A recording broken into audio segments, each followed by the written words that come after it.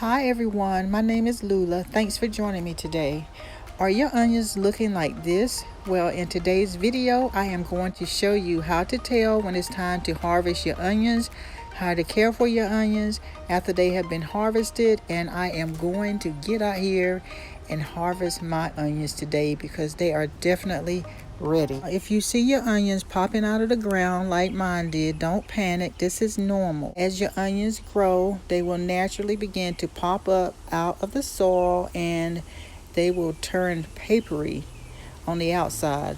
So don't cover them up when they start popping out of the ground because the chances of them rotting could be very high if you cover them up. So just leave them like they are.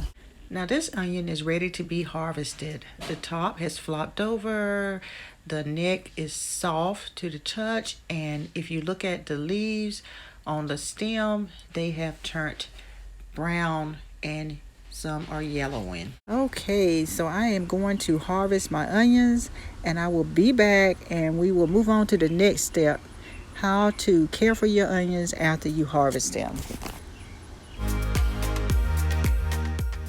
Normally, if 50% of my onions are ready to be harvested, then I harvest all of them or all planted at the same time, but that's my rule of thumb.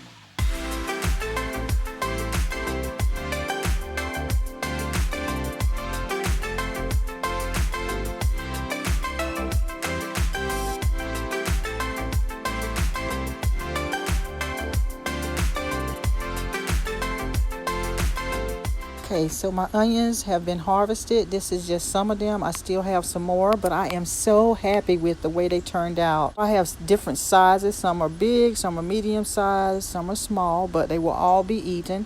And then I had a couple of them that were bolted, and these are the white ones that you see.